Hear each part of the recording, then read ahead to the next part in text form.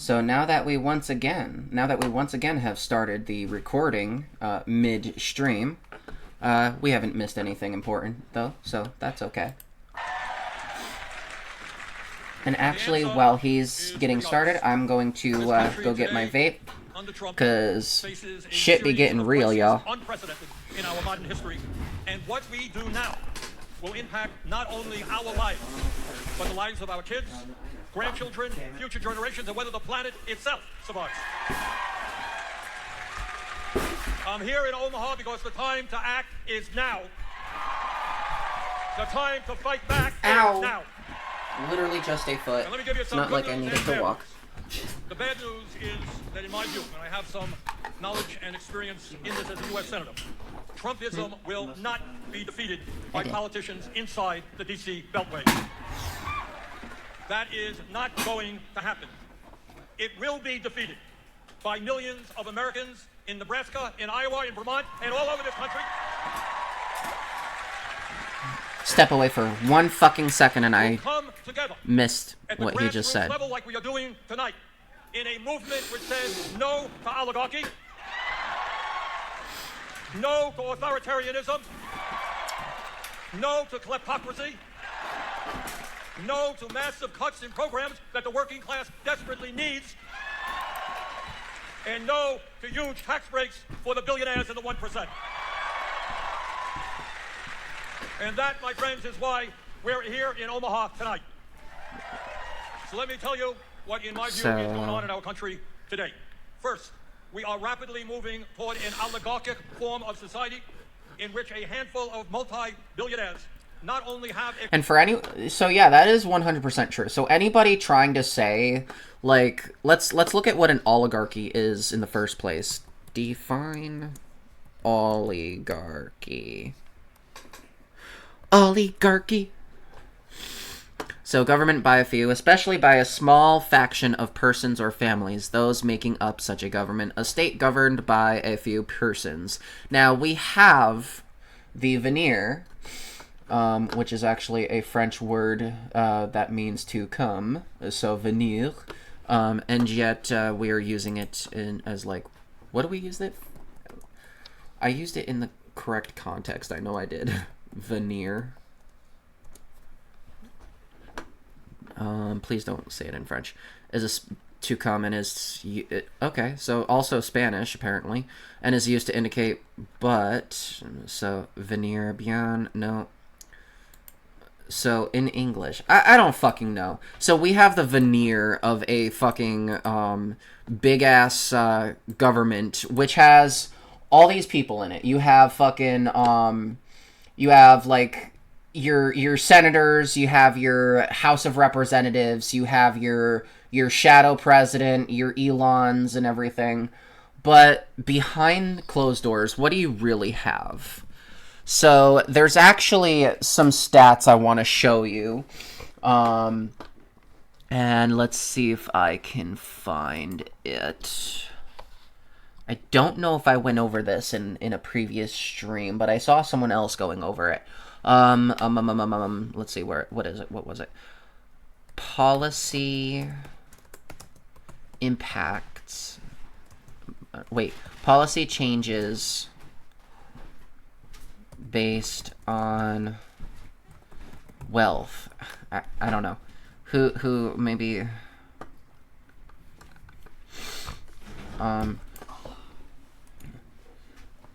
Policy changes 1% study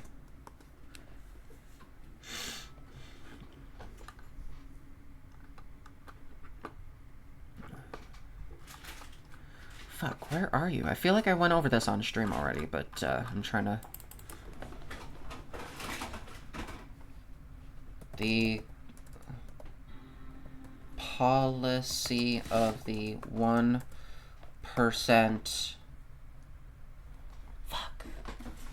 enacted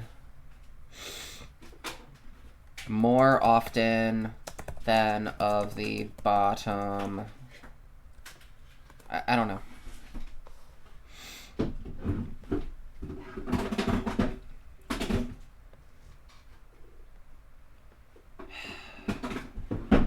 so frustrating. I know what the fucking thing is. I just don't remember what it's called. How often does the rich get their way in the government versus the poor? Study. Alright, now you're just intentionally not showing me this shit. Wait. Versus the poor in government systems, highlighting the disparities in political research has shown that wealthier individuals often have influence over government policies and decisions compared to poorer individuals. Now, where are your sources? With deadly effects. So, really, you're just not gonna give me that fucking source.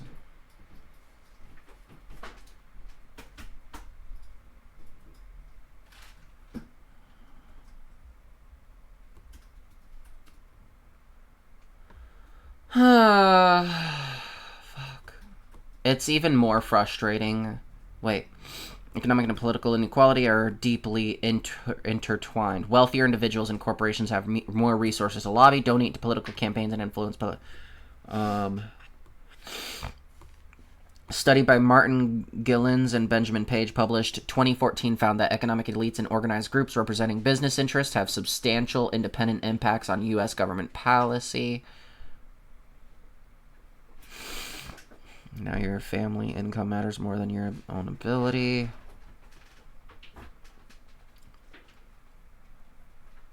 I need to start bookmarking these fucking sources, because this is so fucking retarded having to fucking look at this shit on stream, when all I have to do is just...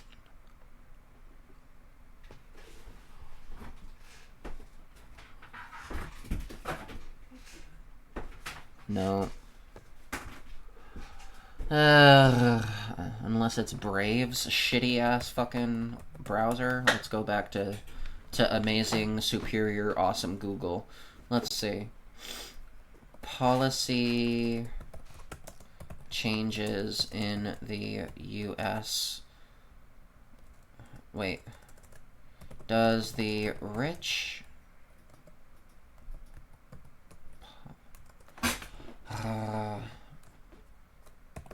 their policy desires enacted more than the poor? Study. Oh, there you go. So Brave is literally censoring actual data. There you go, guys. There you go, guys. Here's what I fucking found. There you go. Right fucking here. I found an actual post. An actual source. An actual thing. Now, let me see. So don't use Brave. They're silencing actual, actual fucking information, as you can see. They literally made sure I couldn't find this. I wonder why. Could it be the basic attention tokens? I mean, I'm not gonna lie. I've been collecting a few of them myself, waiting for them to appreciate and then hit the sell button. Not really worth much. They're like 30 cents, and most when you sell them, you can get like, I don't know, a Happy Meal at McDonald's. Meanwhile, they're out here fucking censoring actual information because they're crypto fascists. Alright, so let's see.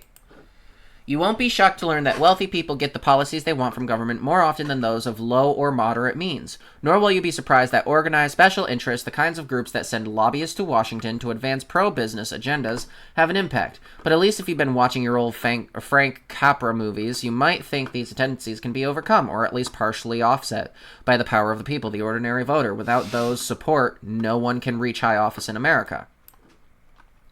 So, obviously, we know that's a load of bullshit. It takes a lot of money to run a political campaign.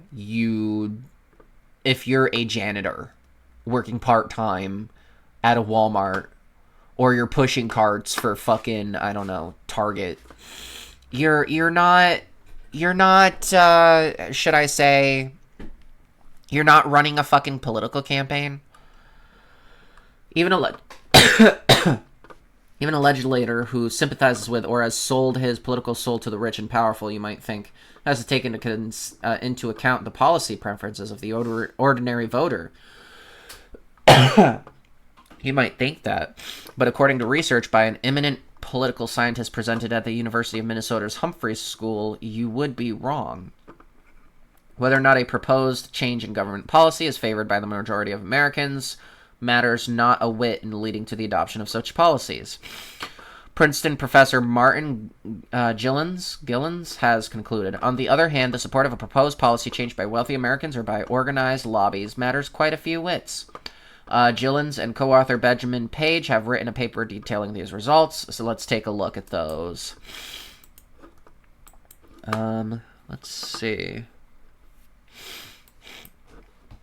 So this is just a fancy little recap.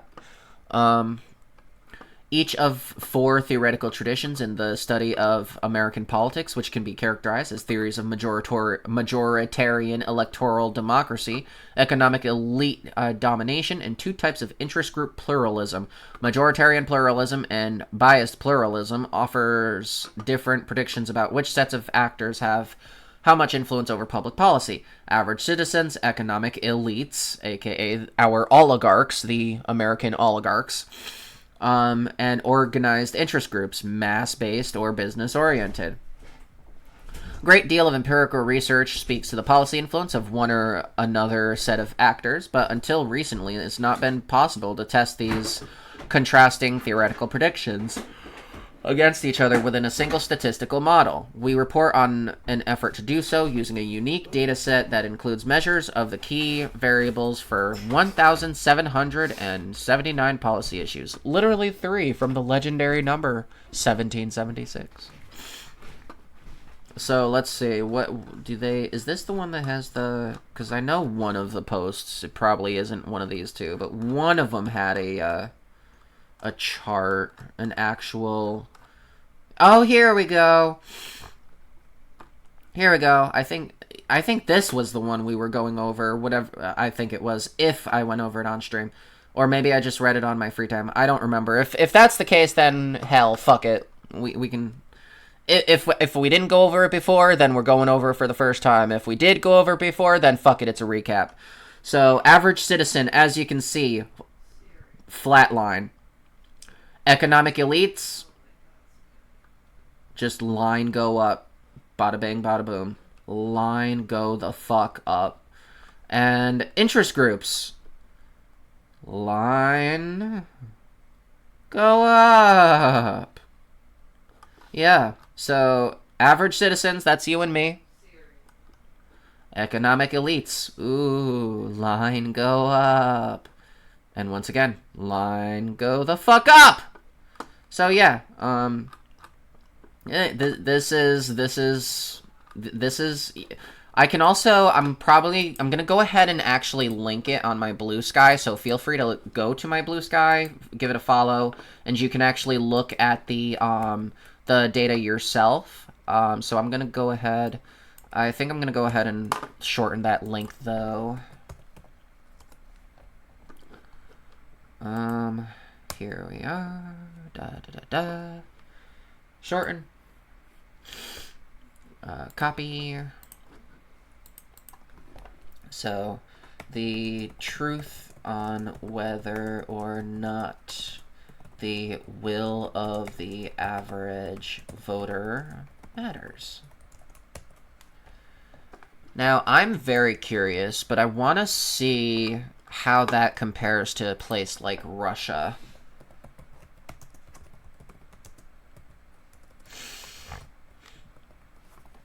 Let me see. Is there like something I can... Let's see, what is this one called?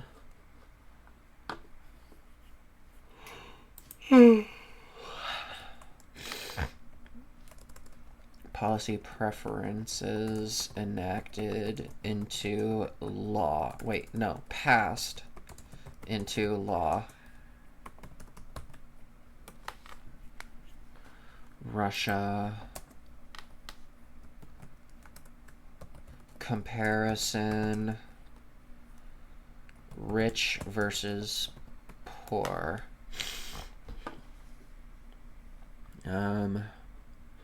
Oh, no, once again, we're in the crypto... like, officially, ever since it was impossible for me to... You know what?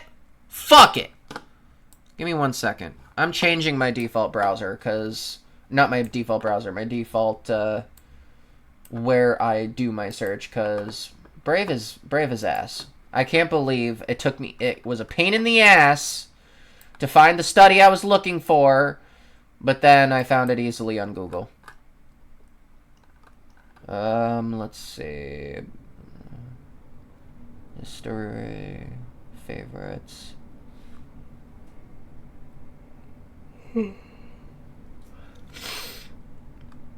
Wait. My favorite navigator by default. No. Nouvel onglet. See, that's not what I... Is there, like, no way? Contenu, confidentiality, system, saisie automatique, mot de passe, langue, téléchargement système. Oh, moteur de recherche. Navigation privée. Oh, modifier. Google défini par default. Fenêtre de navigation privée. Google. Défini par default. Fichier les suggestions de recherche. Projet web. Okay, so that's all completely irrelevant. Anyway, now what was it we were looking for? Right. Elites versus citizens.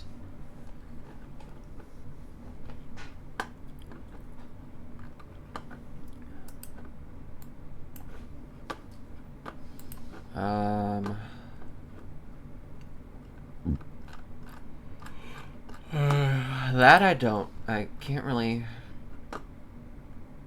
This essay analyzes the interactions among key...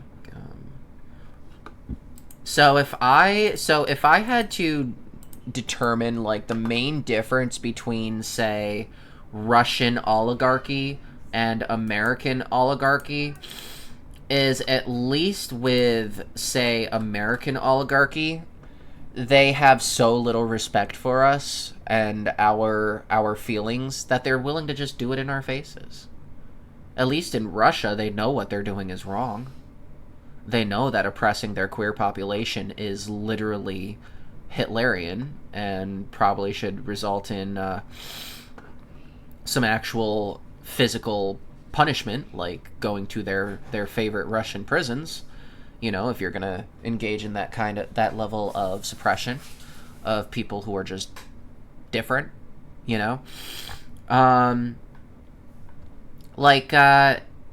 but the thing is they actually know that what they're doing is wrong, so they keep it behind closed doors. That's what they fucking do. So, oh, and by the way, you now know that the way I talk, how I fuck up my words is actually normal. Because I'm completely sober. I haven't hit this yet. But you know what? That changes now. Because fuck this shit. What we're going to be talking about some more. Extraordinary wealth, but unprecedented economic, media, and political power. And this is no great secret what I will say about Trump. He's out front. He shows you what he's doing. I was there at the inauguration. And seated right behind Trump was Elon Musk, Jeff Bezos, and Mark Zuckerberg, the three. You know those guys. They are the three wealthiest people in America, right behind the president as he's getting sworn in. But that's not enough. Behind those guys are the kind of poor billionaires. They only worth 10, 20 billion. 13 of them who were nominated by Trump to be in his cabinet. But it is not only that Trump is surrounded and working for the wealthiest people in this country. That is one reality. Let me tell you another reality that I know that many of you know all too well. And that is that while the people on top have never ever had it so good, the working families of our country in Vermont, Nebraska, all over this country are struggling to just make ends meet. All over this country, major housing crisis. All over this country, major healthcare crisis. All over this country, the price of food going up at the grocery store. Cost of childcare, college, unaffordable. And working people are struggling. They're struggling to pay the bills. Older people are wondering how they can put aside a few bucks so maybe they can just retire with a little bit of dignity here in the richest country in the history of the world. So in America today, right now, you don't see it much on TV or in the papers, but right now, we have more income and wealth inequality than we have ever had in the history of the United States. Those three guys, Musk, Bezos, and Zuckerberg, who stood behind Donald Trump, have more wealth than the bottom half of American society, 170 million people. Today, the top 1% owns more wealth than the bottom 90%. And while the very wealthiest people become phenomenally richer, there is another reality. Because we are living in two Americas. For the people on top, never ever has it been so good. But for working people, the struggle continues just to survive. If you can believe it, and again, we don't talk about it enough, 60% of our people in America today are living paycheck to paycheck. You all know what that means? I grew up in a family, a rent-controlled apartment. We lived paycheck to paycheck. And I will never forget the stress that my parents dealt with every day in terms of how they pay the bills, how they provide for their kids. That is what 60% of our people in this country today are dealing with. In America today, 85 million of our people are uninsured or underinsured. Now, you don't hear about it much. I was chairman of the committee that dealt with this stuff. Over 60,000 Americans die every year because they cannot afford to go to a doctor. 1 out of 4 Americans cannot afford the outrageously high cost of prescription drugs that the pharmaceutical industry charges us. 20 million Americans are living, trying to survive on wages less than $15 an hour. 25%. Can you imagine that shit? Trying to live on $15 fucking an hour, or less than. Wait, what was it? It wasn't 15. $15 an hour. Yeah. Are living, trying to survive on wages less than $15 an hour. See, that's the thing. Why I just I love trying to be I love making fun of right-wingers, because they complain that the left is too woke. They complain that the Democratic Party is too fucking woke, and oh my god, we no pronouns in the Constitution. We the people, literally the first fucking word, but that doesn't count, so shh. And also the fact that here in New York State, see, this is the real reason.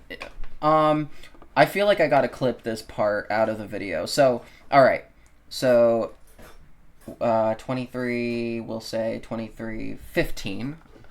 This is the real reason that conservatives hate places like New York and California. It ain't because our Democratic mayors. It's because we have policies that are passed that actually, 1, protects people that they don't like, and 2, actually gives us what they want. See, here in New York State, we have a $15 minimum. Well, no, actually, I don't think it's $15 anymore. I think it's now $15.50, right? New York State minimum wage. Oh, well, technically it's $16.50, but at the moment, the remainder of New York State is $15.50. Oh, ooh. And you see, that's why they hate the left. That's the real because we actually, when we take over, we get a raise. Everybody gets a raise.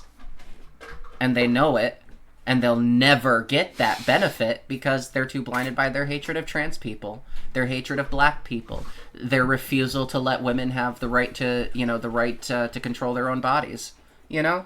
It's funny. It's so funny to me, actually. I'm almost looking down at them from way up here on this mountain of cash and being like, or not cash, sorry, wages, and being like, are you okay down there? What's the view like from down there?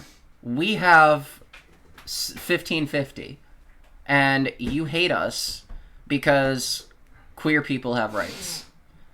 You can have this when you stop being blinded by your bigotry. Maybe question your religion a little bit too. You know, you can do that. That's the. I'll tell you right now, that's the scarier part. But if you think questioning your bigotry about, you know, thinking trans people are gonna eat your kids, or thinking black people are trying to fuck your white women, or whatever the fuck you want to say, like, you know, all that goes away as soon as you deconvert from your well, primarily your form of Christianity, but I would say Christianity in general. See, when I was Christian, I was raised in a predominantly Catholic version, and not just any Catholic, the conservative form. So in my young Catholic, and in my parents' defense, my mom's defense, she did not raise me this way. It was my grandmother. So hate my grandmother. She is the reason for this. When I was growing up, I was raised in the Catholic Church. I got my first communion in 5th grade, and when I graduated, I got my confirmation. When I graduated high school, that's when I was confirmed in the Catholic Church. And I was raised to believe marriage was between a man and a woman because God said so. I was raised to believe that was actually a child and not a glob of cells that doesn't do jack shit outside the fucking womb. Doesn't, you know, and needs the host in order to survive. And, you know, a little snippy isn't killing anybody. You know, it's just a little scary, but, you know, why do you fucking care? It's not your body. Let's see. What else? What else? What else? Oh, there were only 2 genders. You know, you couldn't trans your gender, but I did believe that, you know, I was also of the normie opinion that, you know, just let people be themselves. I disagree with it. Love the sinner, hate the sin. You know what I'm saying? Yeah, it turns out once you deconvert from Christianity, all that shit fades away. It's the religion. Forget the fucking bigotry. Focus on your religious beliefs. Hit your religious beliefs first. It'll make all that bigoted bullshit you're spewing make a lot less sense. And since you can no longer say because God said so, you almost look like a retard. Anyway, so let's see. What do we got here?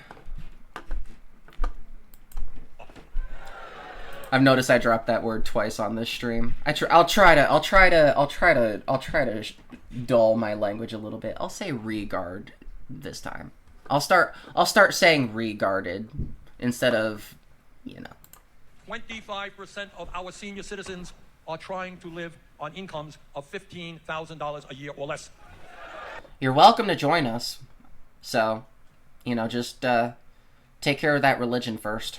Can you believe that? I don't know. I frankly don't know how anybody, let alone a senior who has higher healthcare needs, how does anybody live on $15,000 a year or less? And yet the rich get richer, and that is the reality for working families. And you see, even with my alleged middle class salary, not salary, I don't make this. It's the total household income of somewhere between 80 and 90 a year. You still struggle. Because it doesn't help that the person who makes the most money has big ass fucking healthcare bills they have to pay now. Me on my weak ass at the moment, because I'm in the remainder of New York State, just barely over state minimum wage. Holy crap! Am I going up to $16 an hour? Well, no, wait. No. I wouldn't be tied to inflation until 2017. Yeah. So anyway, here I am trying to figure out what my salary would be if I stayed with my company. But nah, now's not the time. Anyway, you're welcome to join us. You just gotta stop voting based off of religious dogma and tribalistic bullshit. That's it. Because you get so much more caught up on that shit because you forgot, apparently, you're too worried about where the transgenders are going to the bathroom that you don't want to, God forbid, focus on how much money you're fucking making. Because I'm personally raising your egg prices. You can drop that tribalistic bullshit, or you can keep voting Republican and continue having your wages suppressed. Welcome to socialism, buddy. But when we talk about oligarchy and what's going on in this country, it's not just that the rich are getting richer while working families struggle. Oligarchy is about political power in a way that we have never seen in the history of America. It's about people like Elon Musk contributing $270 million to Trump's election campaign. But it's not just Musk. Where did he find that change? Did he find it under a rock? The 270 million? That's... Huh. That must have... Huh. I imagine he found it somewhere. Like on the ground or something. Well, I know I'm making it sound like it's not a lot of money, but, you know. Don't like, it's not a lot of money, okay? It's not a lot of... At least not to him. Not to him. Not to fucking Elon Musk. It is not just Musk, and it is not just Republicans. Billionaires contribute to the Democratic Party as well.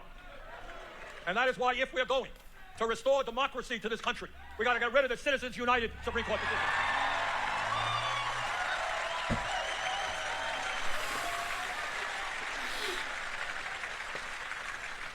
Democracy is not about billionaires buying elections. It's about one person, one vote. And that is why, in my view, we've got to move to public funding of elections. And let me tell you how bad and corrupt the situation is. Musk himself not only has contributed a huge amount of money to Trump, and as a result got his reward of being the most important person in the Trump administration, he is also playing a major role with his wealth all over the world. In Germany tomorrow, very important election, Musk has supported a right-wing extremist party. And to tell you how crazy it is, how arrogant these people are, in your neighboring state of Wisconsin, they're having an election for a Supreme Court justice. Not the most important position in the world.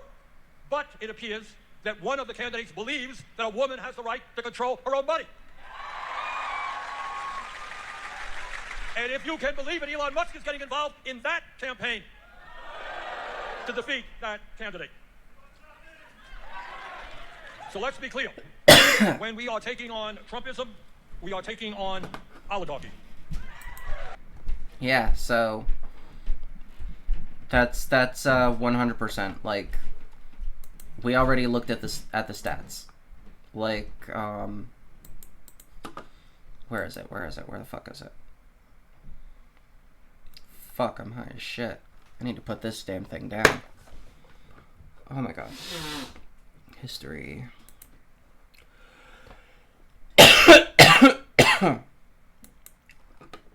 No, that's not it. Where was it?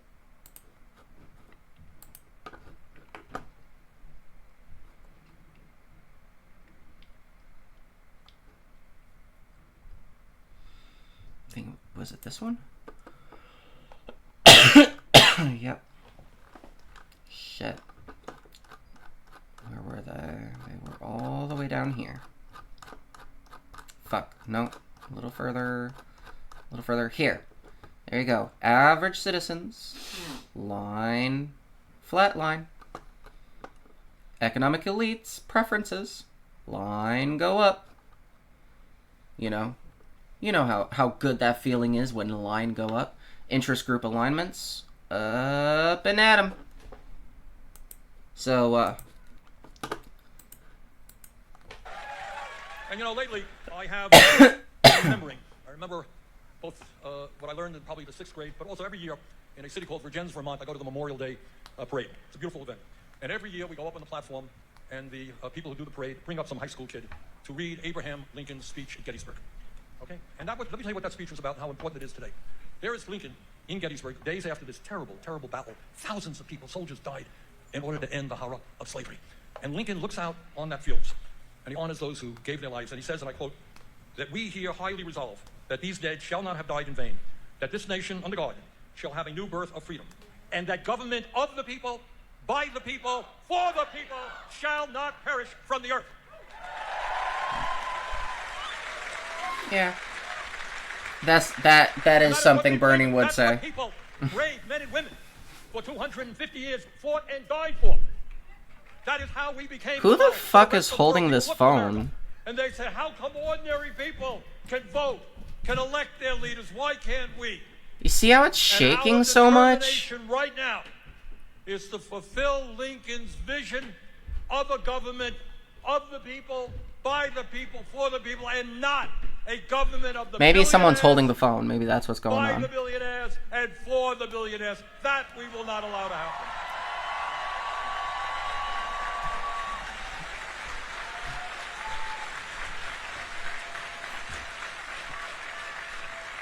But brothers and sisters, we're not just fighting oligarchy, we are fighting Jeez, Trump's it is so bad. movement toward authoritarianism in this country. Some of you may have seen a post that Trump put up on his social media. This is what he said, quote, "He who saves his country does not violate any law," end of quote. It's true. It's true. The Supreme Court said so. President can do anything he wants because it's supposedly his official duty. So basically it's now just legal to send trans people to the camps. So if he wants to, you know, just roll a die, you know, you never know. If it lands on 6, you know, could be it. Could be it for us, you know, because we personally are raising egg prices. In other words, what that means in English is that Trump believes he can do anything he wants to do. The law does not apply to him. And that is exactly how he has been behaving. In violation of the Constitution and federal law, Trump attempted to suspend all federal grants and loans. He tried to block funding for Medicaid, Head Start, food stamps, homeless veterans, and so many other programs. Thankfully, millions of people said, "You're not going to do it." The courts stopped them for the moment.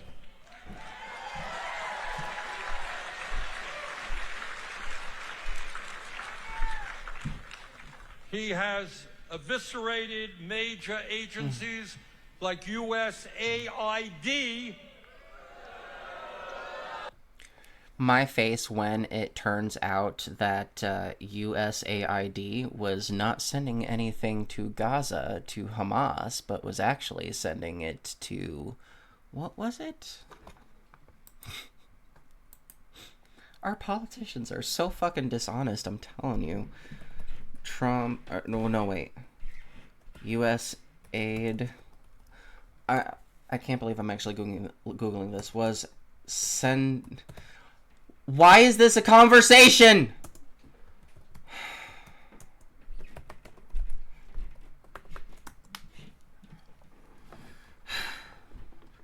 To Gaza... what?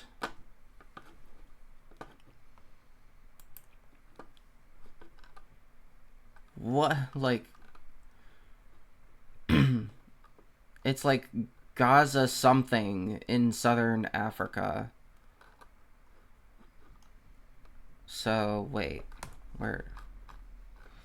President Trump, okay, I'm just gonna read this. President Trump voiced the culmination of recent attacks on USAID last Friday, writing, "Close it down," in a Truth Social post. Truth Central, citing unsubstantiated claims of corruption and fraud. If there was any doubt that the agenda was to shutter that agency, that's dispelled. In the days prior, Trump said his administration identified $50 million in U.S. aid funding being sent to Gaza to buy condoms for Hamas. It's terrible. We're gonna stop sending condoms to Hamas. We're gonna end funding of Hamas terrorist organizations. We're gonna increase funding to Israel, and we personally are gonna wipe out Gaza and turn it into my personal resort. It's gonna be great, you guys. Oh my god. And that they use them as a method of making bombs. White House Press Secretary Carolyn Leavitt made similar claims to justify freezing foreign aid. U.S. aid funding was suspended, and the USAID.gov website has gone dark. USAID staff went from 10,000 worldwide to 611. So, wow. The condom claim is baseless. For the record, no such shipment of condoms to Gaza occurred, and birth control isn't being turned into weapons, except politically. That is true. It is literally just a political weapon that the Trump administration is using to control us, like, you know, with his attack on trans people and gay folks. Don't think he's gonna end with you. Don't you go selling us out just because you're not under attack right this second. They're working on you too. They're working on you. They're coming for you too.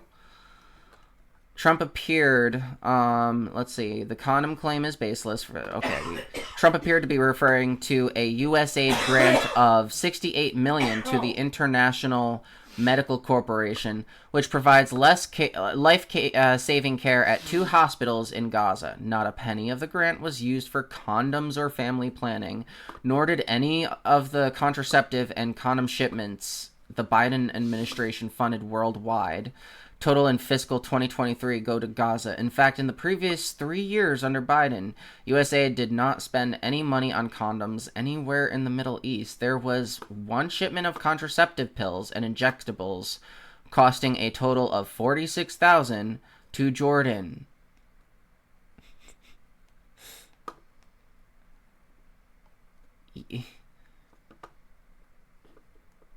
Oh my god. I just... what is your, I don't know. We're just going to continue. But beyond the absurdity of the condom bomb claim lurks an insidious reality, the targeting of sexual and reproductive health and rights for destruction. Until recently, the United States was the world's largest funder of such program. And with that aid in danger, global reproductive health will suffer and people will die. But, you know, we're all pro-life, so. To be clear, contraceptives save lives, particularly in humanitarian crises. Sexual health and reproduction health needs do not cease to exist in emergency situations. In fact, they become greater in conflict zones and refugee settings. Access to sexual and reproductive health services and information gets severely disrupted. It's not just about family planning. It's about reducing unsafe abortions, protecting survivors of sexual violence, which, let's face it, you don't care about that. You want to ban trans people from bathrooms because it makes you feel like you're stopping predators, but turn the other way after a rape survivor,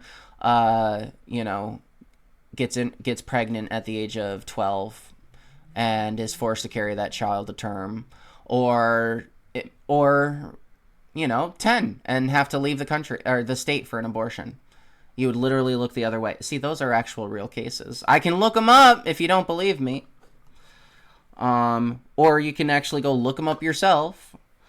It's not just about family planning and protecting the survivors, blah, blah, blah. According to the Organization of Repros Fight Back, 65% of maternal deaths, 50% of newborn deaths, and 51% of stillbirths occur in the context of humanitarian crisis.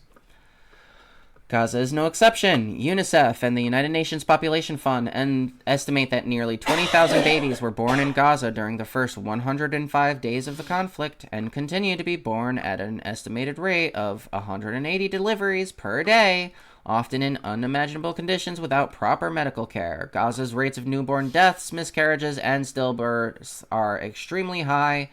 Miscarriage rates have increased 300%, in part due to inadequate medical care, displacement, psychological trauma, and bombings. But we're going to keep sending our money to Israel. Humanitarian crisis heighten the risk of gender-based violence wherever they occur, but in Gaza and oh my goodness, I do have a headache because I do have a mild cold. Fuck mild, it was going crazy earlier. But anyway, I'll try to get... I still have an hour of this stream, so I'll try to get through this. But in Gaza, in addition to this risk for women in overcrowded and unsafe shelter settings, testimonies reveal Israeli forces use such violence as tools of dominance, including beatings, threats of rape, forced nudity, strip searches, harassment, and killing of Palestinian women. So once again, this is Israeli forces.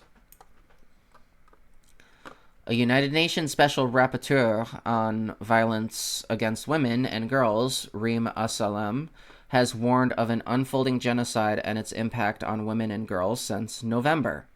International funding appeals rarely include family planning services for those living through humanitarian crisis, yet it's an urgent life or death matter. A growing body of evidence demonstrates that the dire need to address sexual and reproductive health and rights and gender-based violence in humanitarian settings. Humanitarian relief agencies are increasingly recognizing they need workers skilled in these areas.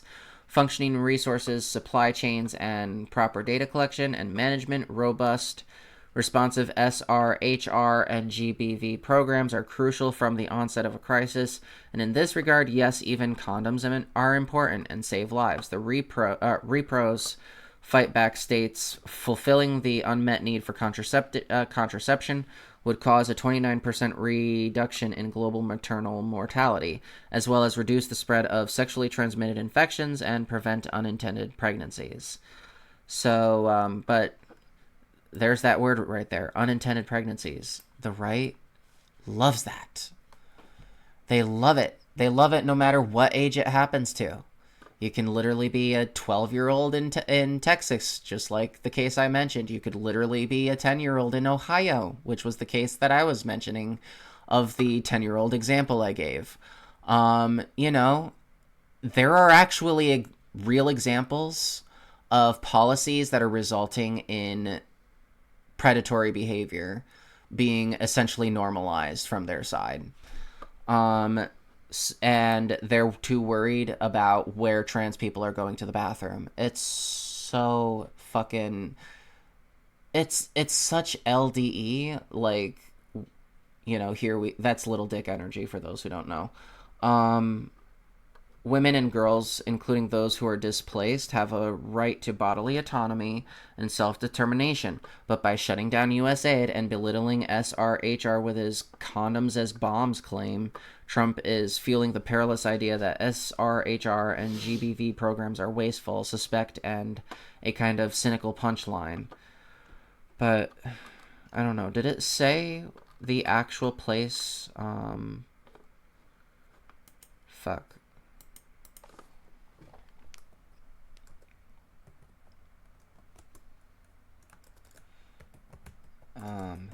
I'll just say USAID sending, can't believe I'm asking this again, to South Africa. What is the place called?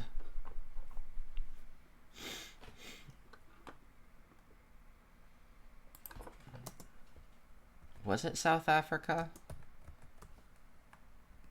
Maybe, I don't know.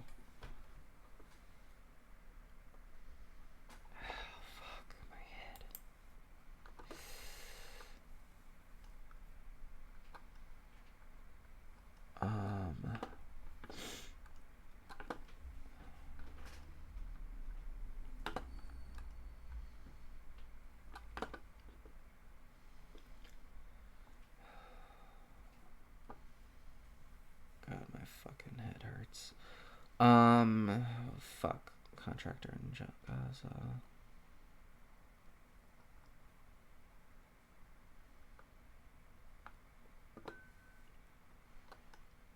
See, I can't find the name of the actual place. director of Georgetown.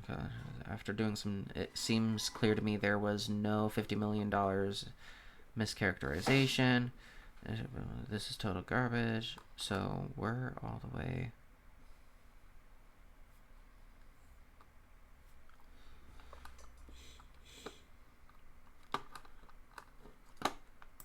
I don't know. In order for me to get that information, I'd have to go to.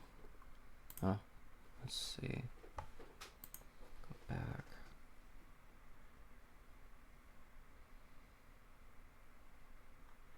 See, this is the problem I have with not knowing with not actually remembering shit.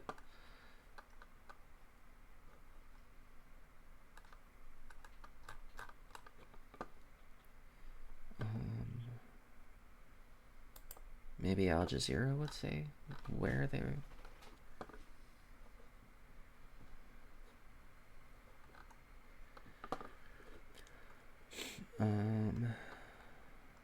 Shit, I'm so congested right now.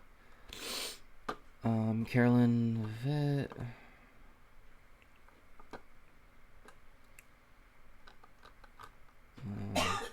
Yeah, I can't find it, and I only have an hour of this stream. So, and I don't want to go video hopping like I usually do, just to figure out where it is, so we're just going to continue. Providing the help that the poorest people in the world need to stay alive.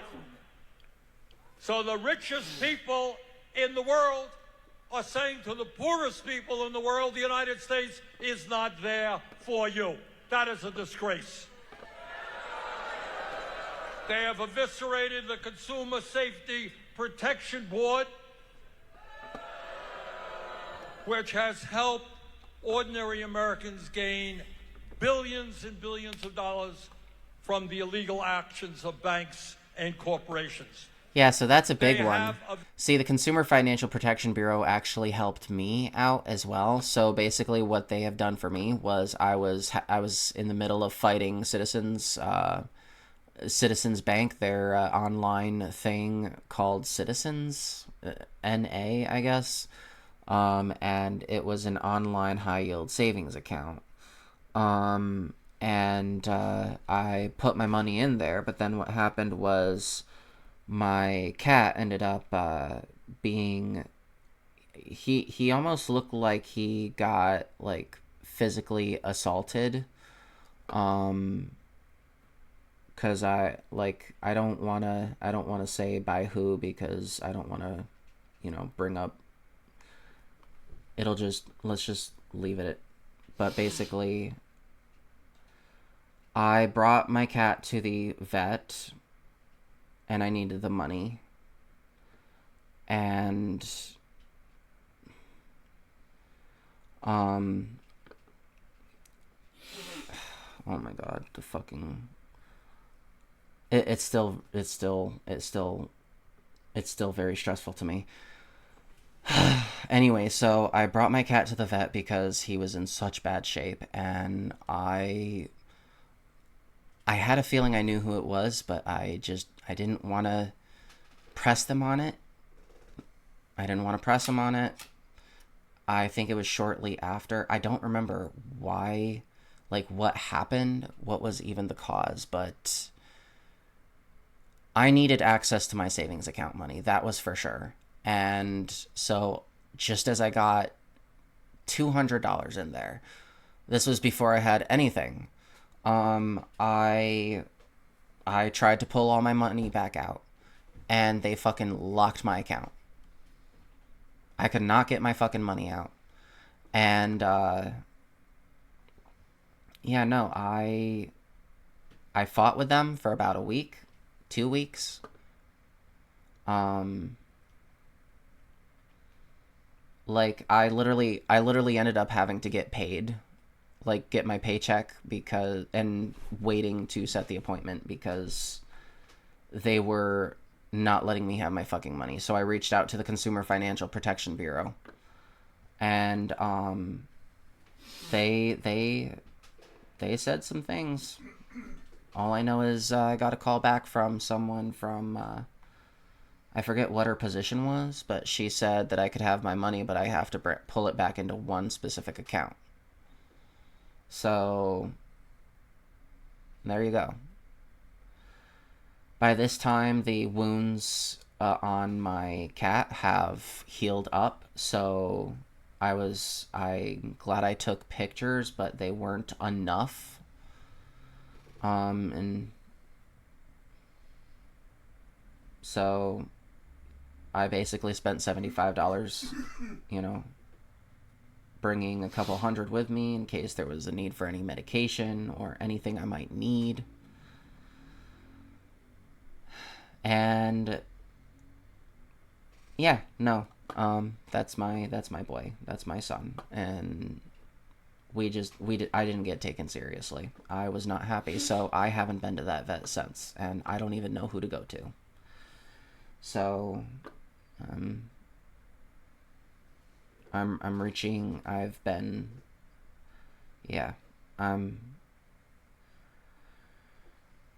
do have to go get his shots because they're starting to become due, but yeah, I'll probably reach out to a vet on next week.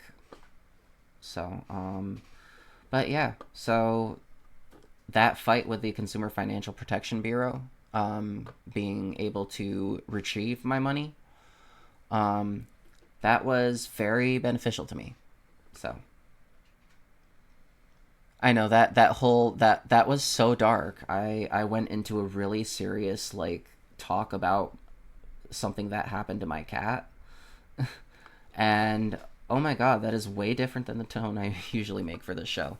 But anyway, yeah, so we're actually going to mourn the death of the Consumer Financial Protection Bureau, because now that it's gone, if any of these conservatives have a problem with any of their institutions, well, you know, they're just not going to get their money back. There we go. Now we're back. The National Labor Relations God, Board. This is what happens when I get so fucking stoned. And what that means is that right now, where workers want to join unions, if a union is organized tomorrow in Omaha or Burlington, Vermont, and the company appeals that decision, there ain't nobody in Washington who can deal with that issue because we no longer have a functioning NLRB. That means those workers will not be able to join the union. But he's not only usurping the powers of Congress, he is also challenging the authority of the federal court system. And I don't know if any of you have been listening to what Vice President Vance has been saying. And this is a guy who went to Yale Law School who has concluded that the federal courts do not have authority to stop a president from doing something unconstitutional. And I'll tell you what, it's not only usurping the power of Congress, challenging the court system, he is doing what authoritarians all over the world do. You go after the media. They have sued ABC because they didn't like a program. They are suing Meta. They have sued Meta, which owns Facebook and Instagram. They are suing 60 Minutes for a program they didn't like.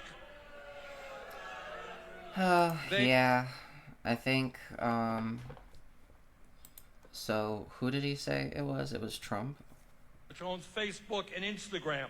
They are suing 60 Minutes like a program. Sued. Go after the media. Doing what authoritarian, challenging the court system. Yeah. So, let's see. The Trump administration suing 60 Minutes.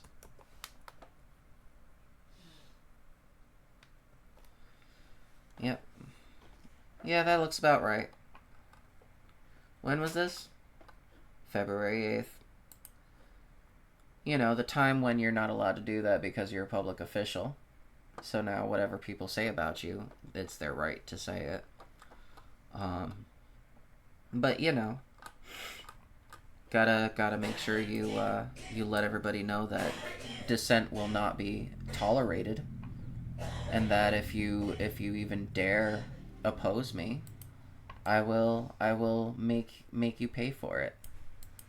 Yeah, that sounds about right. I mean, we did tell y'all.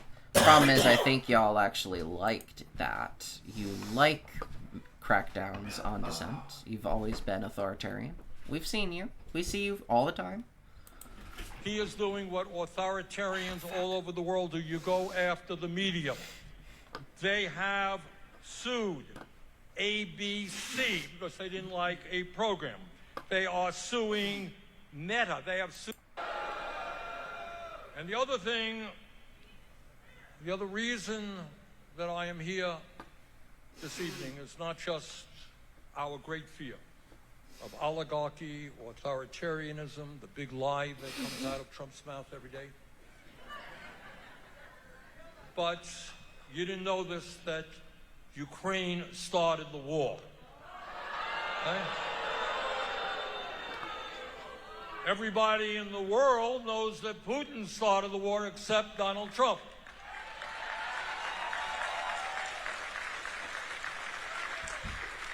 Donald Trump thinks climate change is a hoax coming from China.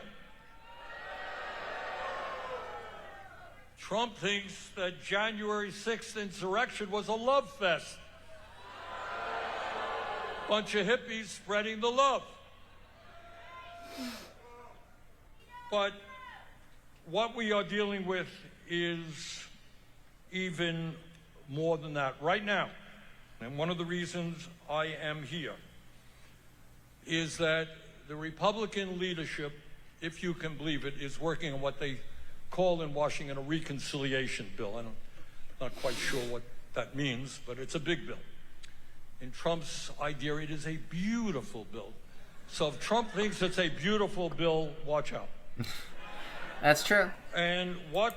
See, anytime Trump says something, you just you gotta watch out, because he means what he says. He's going to establish the Department of Governmental Efficiency, who is going to speedrun everything he wants to do, dismantle the administrative state, get rid of Medicare, Medicaid, and Social Security. You know, the other thing that a lot of the gloating MAGA hacks like to say that they want to defend. I think they only want it for white people, though. So, you know, like, okay, they're not just racist. I'm sorry. They're also transphobic. And let's be real, they don't want us to have health care. They don't want us to have anything. They want us to be locked away in a jail cell. So, you know, there's a little bit of, you know, healthcare for cis people, not for trans people. What happened with the light? I think somebody is leaning on a light switch there. All right. Trump thinks cool. It's a beautiful bill. Watch out. And what? Shit. I can only imagine actually being that person. A light switch there. All right. And what this beautiful bill does, which is one of the reasons I am here in Omaha tonight, is not complicated. What it does is give over $1 trillion in tax breaks to billionaires and the top 1%. Yeah, that sounds about right. You would think that at a time when people like Musk are worth $400 billion, Bezos $250 billion, Zuckerberg a mere $225, whatever it is, you would think they would have enough. But no. They want more. So they want massive tax breaks, and I'll tell you how those tax breaks are going to be paid for. They're going to be paid for by savage cuts to programs that working class people desperately need. Yep. Medicaid, Medicare, Social Security, WIC, What else? What else is there? Snap. Yeah. So it's there. Congratulations, MAGA. You getting tired of winning yet? At a time when our healthcare system... How did that song go on Jesse? Was it Jesse Waters? Jesse Waters. Let me make sure it's the right guy. Jesse Waters. Oh no, it wasn't Jesse Waters. Oh my god, I feel who did I Reese Waters, I think. Yeah, Reese. Oh my god. Oh my god, I am so fucked up. I need to lay off this. Whoa. I need to lay off this a little. Reese Waters. Or Reese Waters. But anyway, so how did that song go again? I never thought the leopards would eat my face. Yeah, that one. Is already broken. They want to make massive cuts to Medicaid. Medicaid provides health care to many millions of children and working class people.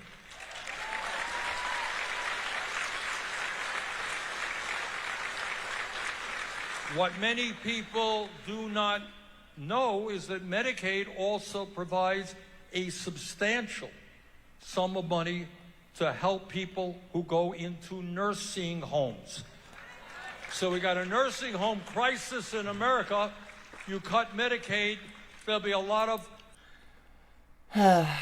So if your grandmother told you not to vote for Trump, you know, that's probably why. Awkward. Families that will not be able to send their parents into a nursing home. Medicaid provides substantial funding for community health centers. Cut Medicaid. Community health centers, which I have been very actively involved in expanding. Got 30 million people use community health centers. Cut Medicaid, it's going to be hard for these community health centers to provide the health care that people need. So what we got right now is Republican leadership, as we speak, are working on this bill. Massive tax breaks for the rich, paid for by cuts to Medicaid, education, housing, and the programs that working people need. Now, it turns out that in the House of Representatives, there is right now a reality where Republicans have a very slim majority. Republicans have, as I recall, 218 members. Democrats have 215. They have a 3-vote majority. That is not much. If 2 Republicans go to the Speaker of the House and say, Mr. Speaker, no way am I going to betray my constituents. No way am I going to make massive cuts in Medicaid and other programs to give tax breaks to billionaires. If 2 Republicans do it, that terrible bill is defeated. And what I'm asking you to do is make sure that your congressman, Mr. Bacon, is one of those 2 Republicans.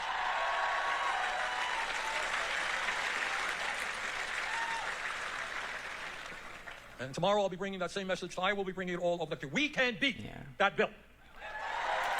Yeah, and it's very important because, like, if is it, God, I keep blanking out. What was the bill again? And say, Mr. Speaker, no way am I going to betray my constituents. No way. Cuts to Medicaid, education. There was actually something I was watching earlier. I don't remember what it was.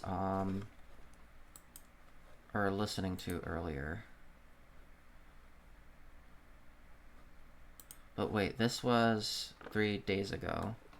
So he might be referring to the same bill.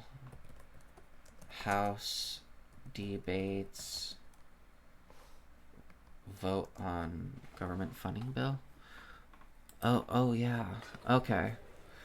So it was earlier in this. They were going back and forth about why. So wait. let's see, yay, nay. So, Democratic. So, totals, it passes 217 to 213. So, there you go. Yeah, so we're going to remember this. Yep, the chat. Yeah, so we're going to close out of that toxicity. But anyway, so yeah, so that bill just passed, and people are going to find out just how bad it is when it makes it through the Senate, because I think the Senate now is majority Republican. Senate seats in 119th Congress. I think that's who we are now. No, I need the actual, like... No. Fuck. By party. So...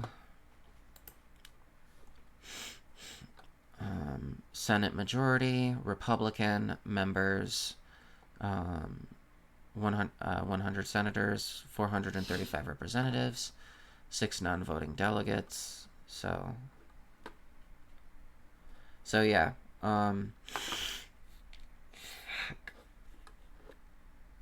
Yeah, so that's where we're at. So it's going to get through the House, and it's going to make it to Trump's desk, and they're going to make all these cuts to Medicare, Medicaid, and Social Security. And then more people are going to die from having really bad health care, and more Luigi Mangionis are going to come out. And there's going to be more leopard food memes going around with how, we're... Because... Since MAGA Grandpa is going to lose his Veterans Affairs, MAGA Grandma is going to get kicked out of her nursing home.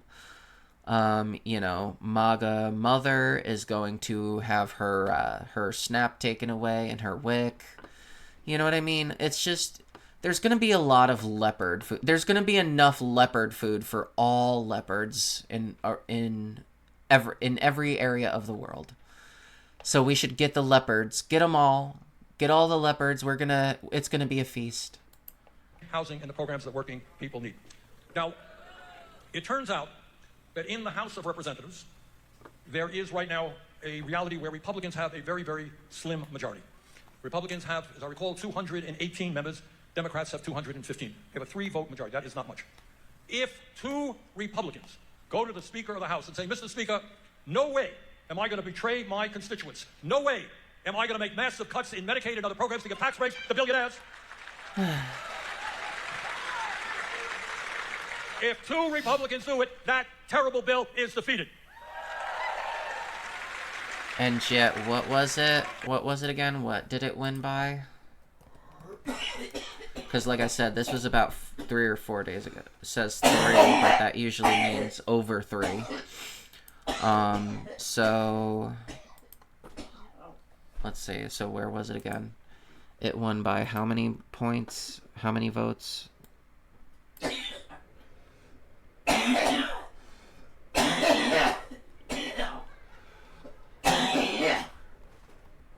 Yeah, it does look like that was it. So 217 in favor of passing, and then 213 opposed. So, yep. So that was about 4 points, four seats. And what I'm asking you to do is make sure that your congressman, Mr. Bacon, is one of those 2 Republicans.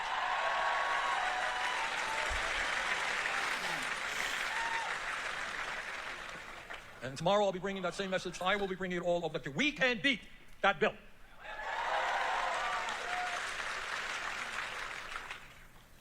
And what I would appreciate all of you doing is to take out your phones and go to BernieSanders.com/Nebraska, underlined. And there you will find the phone numbers of your senators and members of Congress. And trust me, I know a little bit about this. These telephone calls work. Because generally speaking, members of Congress are just influenced by the campaign contributors. So basically, I think because he's a senator, you know, he's going to be able to hopefully change some minds. I don't know. I feel like I'm getting my hopes up a little bit. Like maybe change a few, make a few would-be yes votes actually turn no, or maybe take some of those undecided voters. You know, like what was the majority? How much did the okay? How many seats do the Republicans have in the House?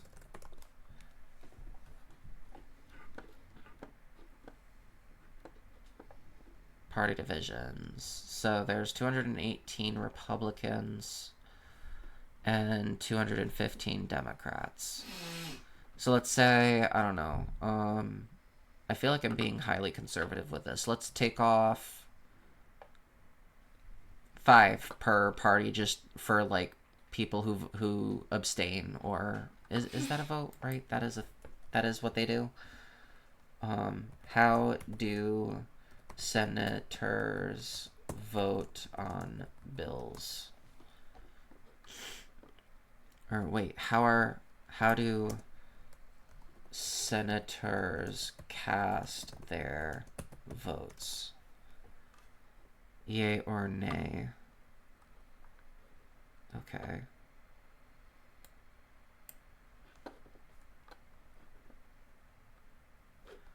So what was that other answer then? Back to that thing again.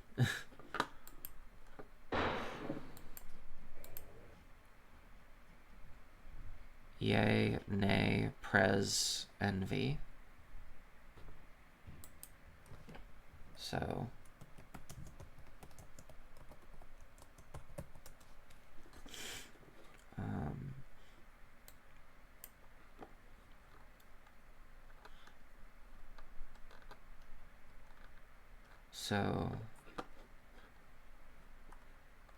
but what do those actually mean? Like, I know yay and nay is yes and no. But anyway, I'm thinking too much of it. But basically, just get like 4 Republicans on your side. There you go. Because then that also makes up for fucking, you know, for however many Democrats may want to fuck around and sell out. So that's one of the things you can do. And you can defeat this bill. You know, you're the senator. We trust you, and we know you're gonna do a lot of good things, because you're Jesus, and we love you, and we want you to be the God of the world, because fight oligarchy. But anyway, so I do have a half hour left. I don't know if I want to get to this now, because this one,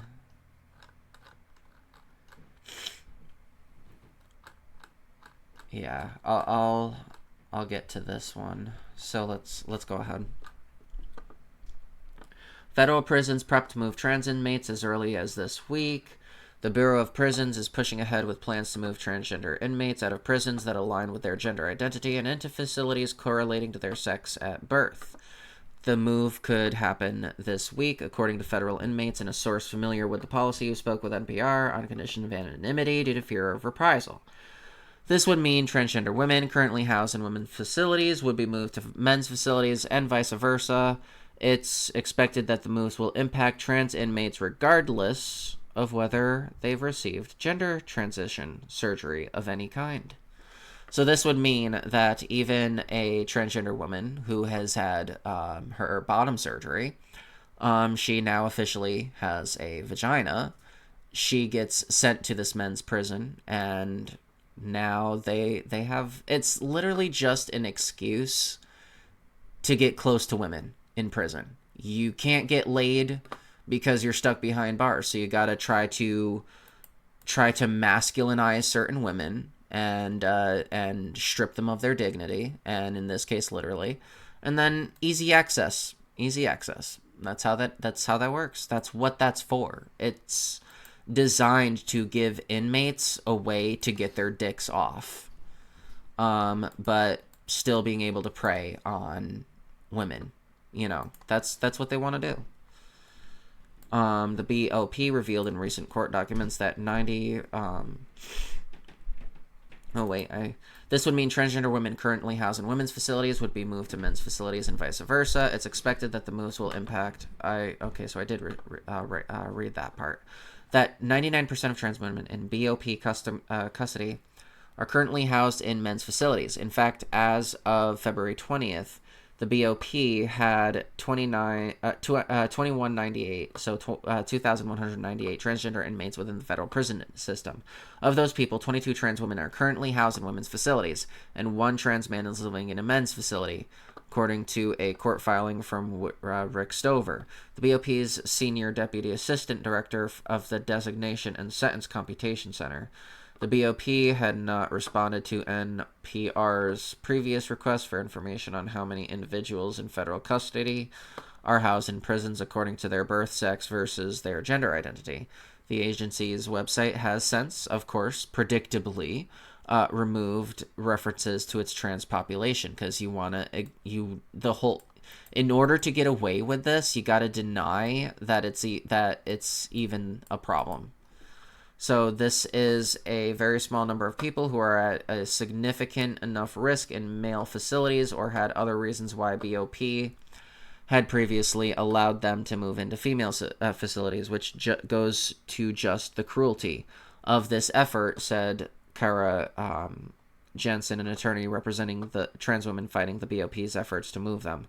It's a step that had been anticipated with serious concern by many in the trans and legal communities since President Trump signed an executive order. The move is already being challenged. A lawsuit filed late Friday by a dozen transgender women inmates successfully blocked the BOP from moving them out of the women's facilities they are currently housed in after a federal judge issued a temporary restraining order. This order only applied to the plaintiffs in the case and not anyone else within the federal prison system, so... Therefore, other inmates will proceed to be moved over, and they will, of course, be, essentially treated like they're, sex dolls, and be proceeded to be raped. But this is what, I'm pretty sure my TikTok chat would probably be saying something along the lines of how, like the kind of people that are on TikTok. I've actually attracted a bunch of people on my shit because for some reason TikTok sends your shit over to the most right-wing accounts and doesn't actually get you to the audience that your content would actually appeal to. So I'm pretty sure at this point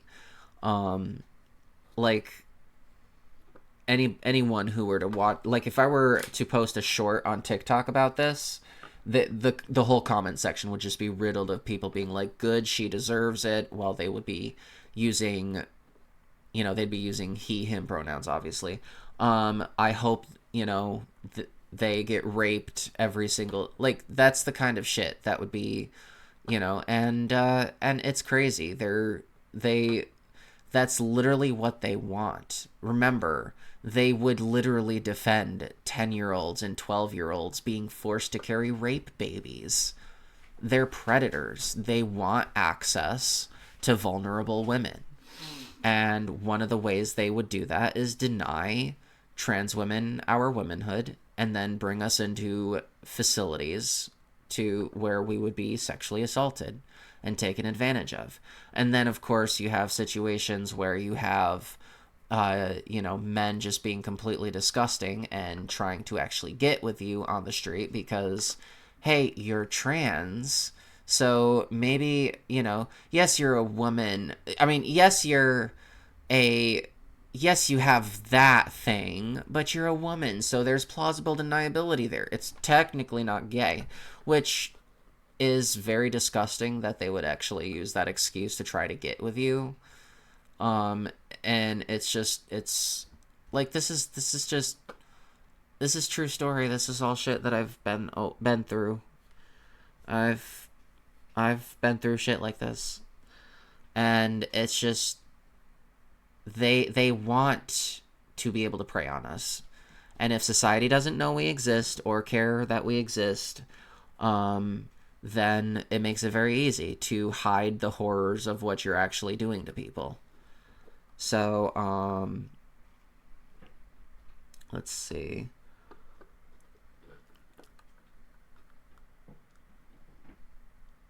So, yeah, it looks like that's what's, yeah, I don't know. I don't know if I can finish reading that one, because that does get into some pretty tough stuff on, like, sexual violence. But, yeah, fuck, I do have a major cold. It's just so fucking bad right now. So, let's see. U.S. House votes to pass budget bill. Maybe we can finish by learning a little bit more about that.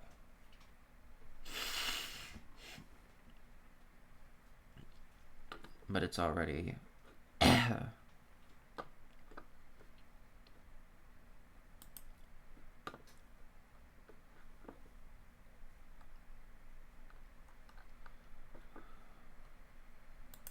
final floor vote. So let's see.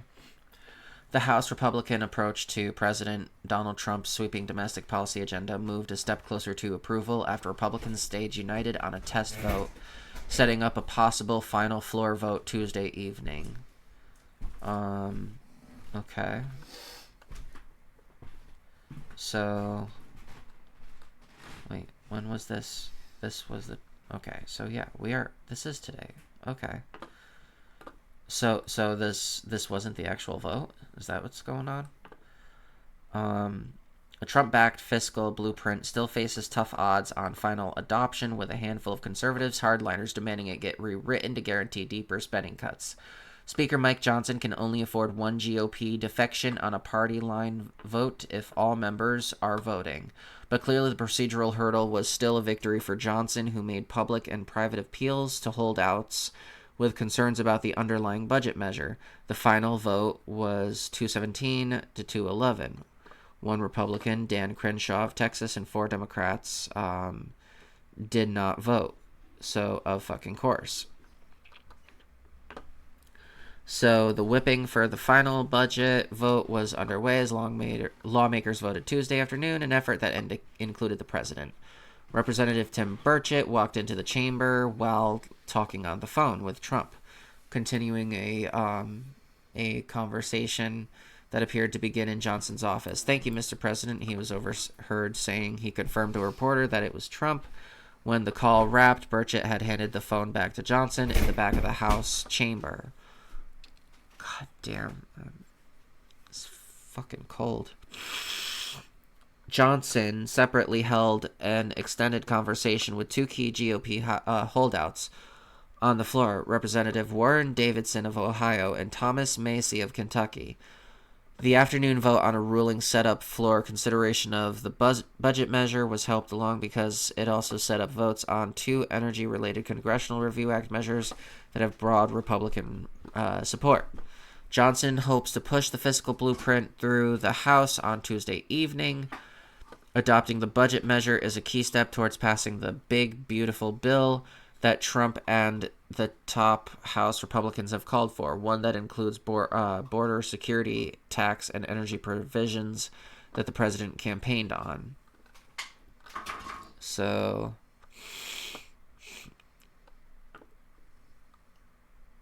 oh my fucking God. So then, what were they?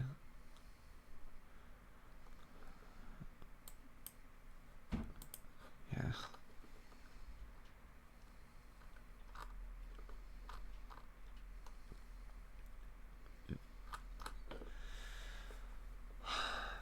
I don't want to kill the stream early, but I really do feel like shit, and so I'm gonna end it right here. That said, thanks for watching. I hope to see you I'll see you next Tuesday, but holy fucking shit. Anyway, yep.